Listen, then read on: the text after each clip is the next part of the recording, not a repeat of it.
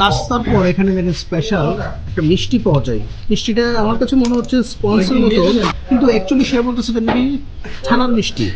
খেয়ে দেখি আসলে কিরকম। এখানে মহিষের দুধ পাওয়া যায়। হ্যাঁ, মহিষের দুধের জন্য বিখ্যাত। আসলে মিষ্টি ভালো। আমরা এখন দইটাও টেস্ট করবো। এটা মহিষের দুধের দই, এই জায়গার স্পেশাল। মিষ্টির সাইজটা ছোট কিন্তু খুবই মজা। এটা হচ্ছে স্পেশাল মহিষের দই। মহিষের দইয়ের জন্য জগৎ বিখ্যাত এই অঞ্চল। সেই দই আমরা খাচ্ছি, দেখতে কিরকম। কেমন বন্ধু, তুমি খাও, তোমার দরকার। আপনারা এখানে আসলে এখানে দই মিষ্টি অবশ্যই ট্রাই করবেন। এটা হচ্ছে স্পেশালিটি এখানে।